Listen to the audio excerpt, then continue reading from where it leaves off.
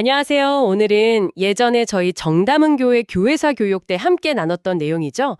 그 초대교회사 3, 교회 신앙 고백편 다시 한번 좀 되짚어보는 시간을 가지려고 합니다. 네네, 기억납니다. 그때 참 치열했죠. 맞아요. 초대교회가 진짜 그 많은 이단들의 도전 속에서 어떻게 성경을 확정하고 또 핵심 신앙을 고백하게 됐는지 그 과정을 다시 떠올려 보는 거죠. 네, 사실 교회가 처음부터 뭐 딱 완성된 형태로 있었던 건 아니잖아요. 그렇죠. 워낙 다양한 배경의 사람들이 교회로 막 들어오다 보니까 신앙에 대한 질문이나 도전들이 막 생겨났고 그 과정에서 오히려 교회의 정체성이 더 선명해졌다고 할까요? 특히 그 이단들의 등장이 결정적이었던 것 같아요. 맞습니다. 그 이단, 하이레시스라는 게 바른 교류에서 벗어난 신앙이란 뜻인데 교회가 우리는 이것을 믿는다. 이걸 명확하게 선언하게 만든 거죠. 강의 때 나왔던 이름들 그 에비온파, 예수님의 신성을 부인했던, 그리고 영지주의.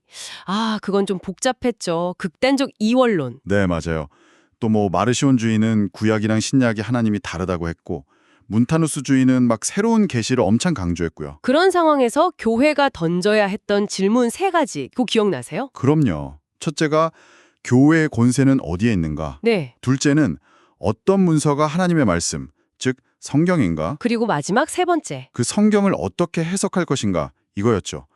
이 질문에 답하는 과정 자체가 사실 교회사였던 것 같아요. 맞아요. 첫 번째, 교회의 권위. 이게 베드로 한 사람에게 있는 게 아니라 사도들의 터, 그러니까 그 가르침 위에 세워졌다는 점이 참 인상 깊었어요. 네, 특정 인물이 아니라 사도들이 전수한 그 복음의 내용, 그게 권위의 원천이라는 거죠.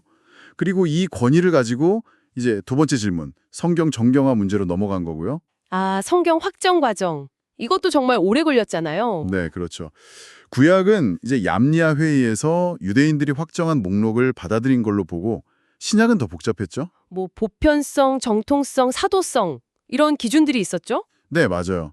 이 글이 사도들과 연결되는가, 교회의 보편적 가르침과 일치하는가, 여러 교회에서 널리 읽히는가, 이런 기준들로 오랜 시간을 거쳐서 AD 377년 카르타고 공회에서 27권으로 딱 확정이 되죠. 여기서 중요한 관점이 교회가 정경을 만든 게 아니라 그렇죠.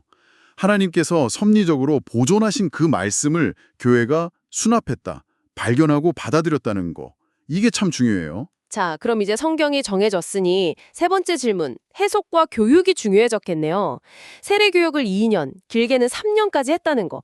와, 진짜 대단했죠. 그때는 교인이 된다는 게 정말 진지한 결단이었거든요. 그때 사용된 그 교리문답 요약본이 바로 사도신경의 기초가 된 거고요. 사도신경. 이게 사도들이 직접 쓴 건 아니지만 내용은 사도적 가르침과 일치한다. 네, 성부, 성자, 성령, 삼위일체 하나님에 대한 기본적인 신앙 고변이죠. 근데 이걸로는 당시에 그 복잡한 이단들의 주장을 다 막아내긴 좀 부족했던 거예요. 그래서 이제 공의회들이 열리기 시작하는군요. 그 유명한 니케아 공의회, AD 325년. 네, 거기서 이제 아리우스주의에 맞서서 성자도 하나님이시다. 이걸 외친 거죠. 그리고 이어서 콘스탄티노플 공의회에서는 성령도 하나님이시다.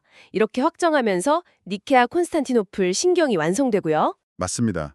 정말 신앙의 핵심을 지키려는 치열한 싸움이었어요. 그 후에는 또 예수님의 신성과 인성의 관계 문제로 넘어갔죠.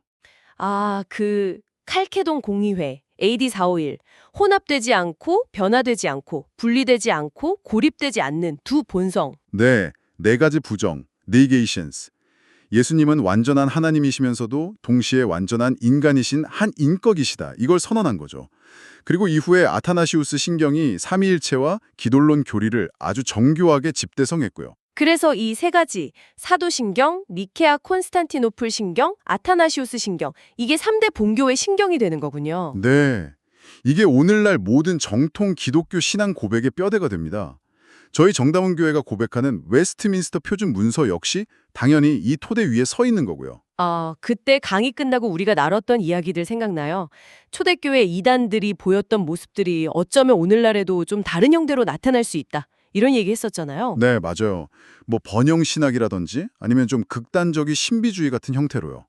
그래서 성경 말씀이랑 또 건강한 교회 공동체의 가르침 안에서 분별하는 게 여전히 너무 중요하다고. 그리고 매주 우리가 고백하는 사도신경 있잖아요. 이게 그냥 뭐 의례적으로 반복하는 게 아니라 사실은 2000년 교회 역사를 통해서 수많은 믿음의 선배들이 정말 피 흘려가며 지켜낸 신앙의 핵심이고 그렇죠. 그리고 지금 바로 내가 그 믿음을 고백하는 순간이라는 거. 그 의미를 다시 한번 되새겼던 것 같아요. 단순한 문구가 아니라 정말 깊은 역사와 의미가 담긴 고백이라는 걸요. 네, 이렇게 치열했던 초대교회의 고민과 투쟁의 결과물인 이 신앙 고백들이 오늘 당신의 삶과 신앙에는 어떤 의미로 다가오는지 한번 깊이 생각해보는 시간이 되셨으면 좋겠습니다. 너무 당연하게 여겼던 이 진리들이 사실 얼마나 귀하게 우리에게까지 이어져 왔는지, 그리고 이 고백을 오늘 나는 어떻게 살아내고 있는지 말이죠. 잠시 멈춰서 돌아보는 것도 참 의미 있을 것 같아요.